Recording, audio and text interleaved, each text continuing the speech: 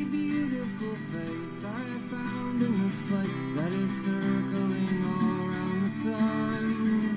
What a beautiful dream that could flash on the screen in a blink of an eye and be gone from me. Hello, everybody. This is Mr. Los. Time for another exciting edition of IB Chemistry Flipped Classroom. Today we're going to be talking about mostly about the nature of science in general, experimental design, things like that. It's important in IB, and IB wants you to know a little bit about how science works, I guess. That's what the nature of science means. And experimental design is extremely important, not only just for science in general, but for your IA that you're going to have to do eventually. So this turns out to be a pretty important topic. So just because I feel like I have to, I'm going to define chemistry for you since this is a chemistry class. Chemistry is the study of matter and the changes that it undergoes. And since just about everything, well, literally everything you can actually touch is matter, it's the study of just about everything and the changes that it undergoes. So it's a very broad topic, and there's quite a few things that you can lump in under the category of chemistry.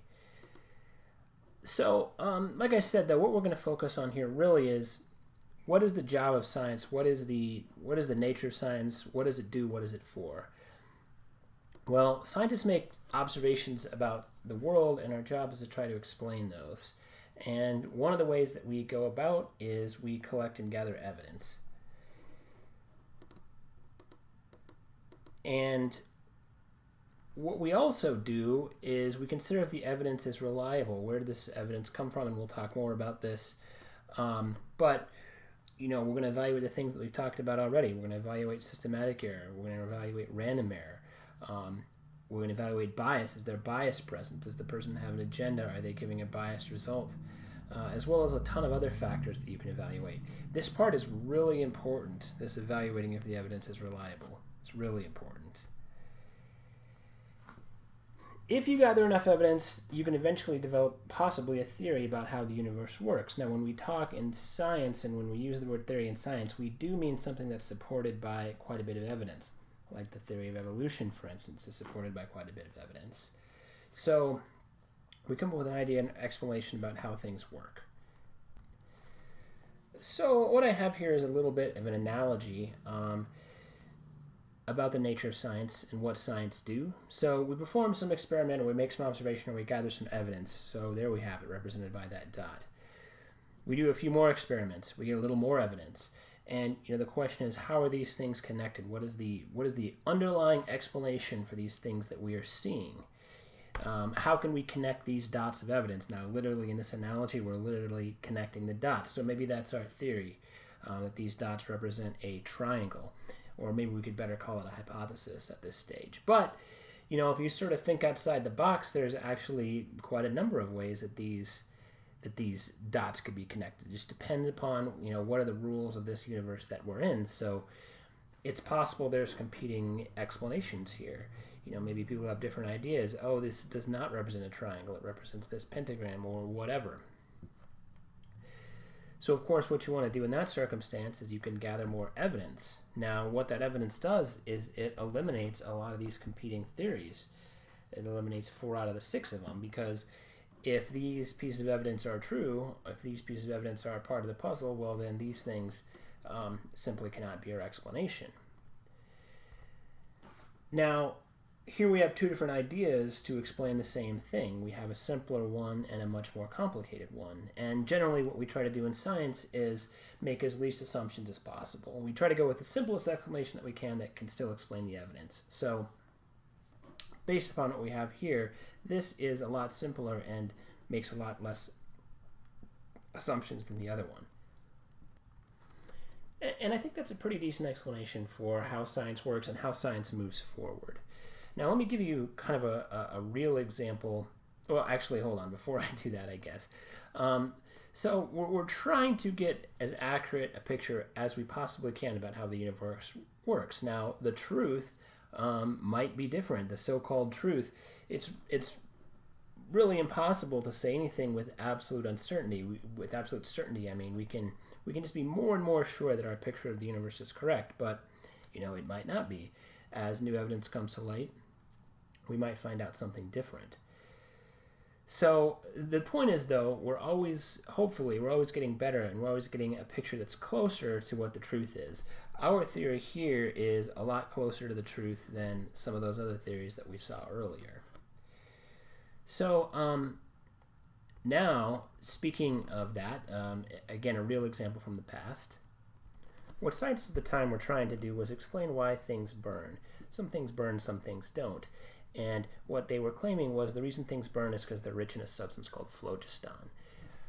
So, for example, this wood here would have been said by scientists at the time to be rich in phlogiston, and then when you burn it, what happens is that phlogiston gets released into the air, and then you have the ashes which have been dephlogistonated, they would say. It has no phlogiston anymore, so the ashes don't burn. The ashes don't burn because there's no phlogiston in it. Now, if you think that idea seems silly, well, it's actually not too bad because it does explain a lot of things. I guess one thing that scientists at the time said is that plants actually absorb phlogiston in the air, and that's why something like wood, which comes from a tree, of course, the tree has been absorbing phlogiston, so that's why the wood is rich in phlogiston. Another thing is they said that, for instance, the reason a candle goes out, if you take a burning candle and you put a jar over it like that, it'll eventually go out, they said, because once air is too rich in phlogiston, it's too full of phlogiston, that you can't have any combustion. So basically the candle releases some phlogiston, the jar gets filled with phlogiston. Once there's too much phlogiston, you can't burn it anymore, and the candle goes out. It also, they said, explains why, for instance, if you took this air that had been, the candle had been burning in it, and you transferred it, let's say, to a sealed jar where a mouse was, that mouse would, of course, die. And the scientists at the time said phlogisticated air could not support life. So any air that was too rich in phlogiston would cause things to die. Now, of course, we have different ideas about how this all works. Basically, oxygen is the thing that causes combustion, and the candle stops burning, for instance, because it consumes all the oxygen in the jar. But if you had to disprove phlogiston right now, could you do it? What would you do to disprove the fact that phlogiston exists? It actually might be harder than you think. But some ideas obviously began to change. People noticed some things. For instance, this is a little tiny piece of the element magnesium. So when you burn magnesium, what some scientists did is they took some magnesium and they weighed it, and they took some magnesium and they burned it, and then they weighed the ashes. And it turns out the ashes weigh more than the magnesium itself. So that's pretty damaging to the idea of phlogiston if you think about it, because if this magnesium is supposed to be losing phlogiston as it burns, well, shouldn't its mass go down and not up?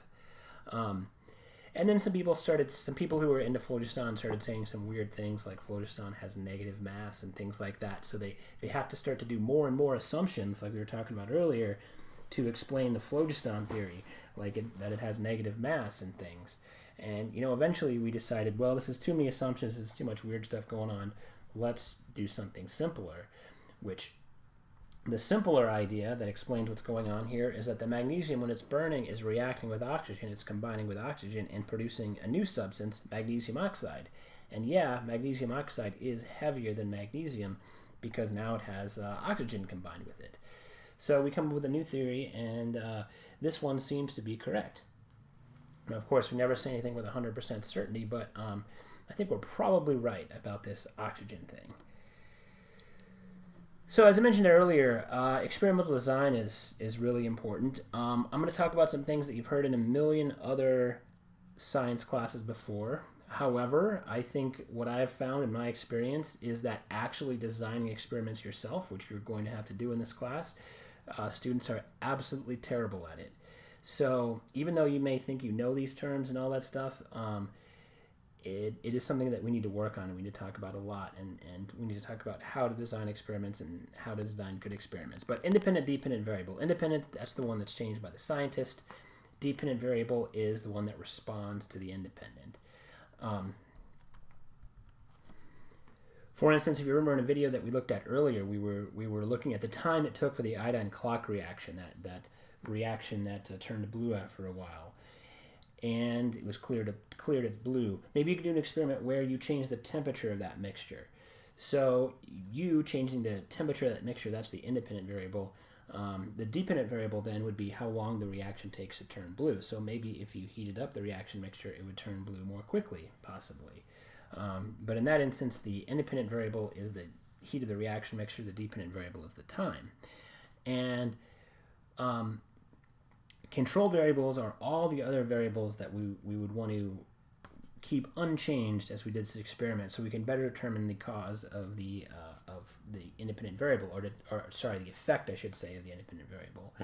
So, for instance, with this temperature example, we wouldn't want to be stirring the mixture in some trials and not stirring it in other trials, for instance, or changing the speed that we're stirring it at the same time that we are changing the temperature, because then we wouldn't know if we changed the speeding, if we changed the temperature at which we were doing the experiment, and then also change the rate of stirring at the same time, we wouldn't know which one caused the change.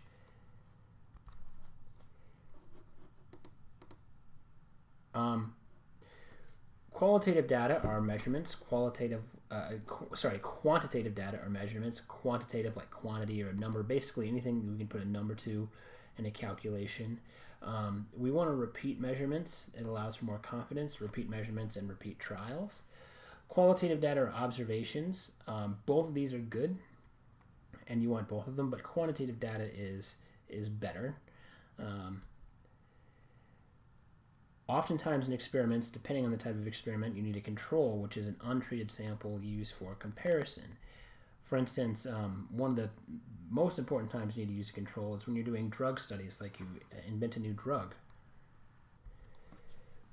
It's a true fact that, let's say I round up about 100 people with a headache, and I have some Tic Tacs, but I don't tell them they're Tic Tacs. I say, hey, I'm going to give you this. I'm going to give you this pill that's going to cure your headache. And I do that. So again, 100 people with a headache, I give them this Tic Tac. At least about 25% of the people will come back to me and say, hey, that pill was great. It worked awesome. It cured my headache. That's something called the placebo effect, where a drug that isn't even real can seem to help you. So you have to prove, when you do a drug study, you have to prove your drug works better than a placebo. Because here's the thing about health problems. There's a couple of things. Sometimes headaches go away on their own. Very often they do. So in some cases, I'm going to give those people the Tic Tac, and their headache is just going to happen to go away during that time period. And of course, then human beings will attribute the headache going away to the pill, even though it may not have anything to do with it. So what you'd want to do in that circumstance is you'd want to give, if you had 100 people, you'd want to give 50 of them a fake pill, and you'd want to give the other 50 of them this new headache medication that you're trying to find, for instance. And you would have to show in your experiment that more people from the real drug group got better as opposed to people from the placebo group. The placebo effect is very, very interesting. Placebos can actually be very effective in certain circumstances, especially things like, for instance, depression. So now let me just start off by saying you should absolutely not stop taking any medication or do any actions like that because of what I'm about to say. But placebos, giving someone a fake pill because they're depressed, often people will say that they feel better after taking that placebo. And there could be a number of reasons for this, but one of them might be just the very fact that you're taking action and doing something about your problem could make you feel better.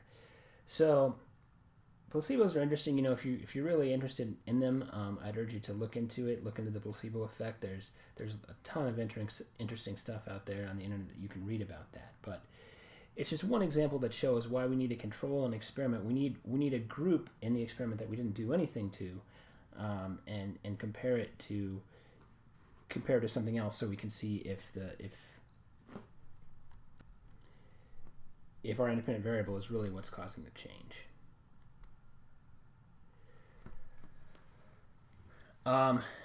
Again, you're going to be designing some experiments, most notably in your IA that you're going to do, which is 20% of your IB score. So it's important that we know what makes up a good experiment. And there's a few things here, and I'm going to give you a list. I'm not necessarily saying it's a complete list, but free of bias. So we should hopefully come into an experiment without any preconceived notions about what's going to happen, because these things can influence the results. We want to make our experiment carefully controlled, and this is not necessarily easy to do, but we want to limit changes to the other variables other than the independent variable, like in that example I mentioned earlier with changing the temperature. We want to make sure everything else we kept the same as we possibly could. It's really important, like the choice of measuring devices that we use and the techniques that we use are super important. Using inappropriate measuring devices or sloppy techniques can turn a well-designed experiment into one that's terrible, that doesn't work at all. So we need to think about things like uncertainty and all that stuff and choose the best measuring devices and techniques that we can. We want to repeat trials. So if we're doing an experiment, we're going to do it several times. We're going to repeat those. And since random error is moving in both directions from the true value, repeated trials can sort of eliminate some of that. In a situation where it's appropriate, this isn't necessarily appropriate in 100% of experiments, it's good to vary the independent variable at least 5 times. This makes your data a little more mathematically rigorous. Let me explain to you what I mean by that. In the temperature example I mentioned earlier, so again, we're studying the iodine-Clack reaction. We're studying different temperatures to see how that affects how quickly the reaction goes. What my suggestion would be is that you study at least 5 different temperatures. So maybe you want to do 20 degrees Celsius, 25 degrees Celsius, 30 degrees Celsius, etc. So that's what I mean by altering the independent variable 5 times. And then we should also repeat those trials. So what IB suggests when doing experimental design is what they call a 5x5 format. So for instance, not only are we doing 5 different temperatures, but we're repeating those 5 times. So 5 trials at 20 degrees Celsius, 5 trials at 25 degrees Celsius, etc. So in our experimental design, that's kind of one thing we want to shoot for, is what they call the 5x5 format. And we'll definitely talk more about that as we talk about the IA and everything else that comes along with that. All right, guys. Thanks for listening. That's about it for this one. Have a good rest of your day, and we'll see you next time.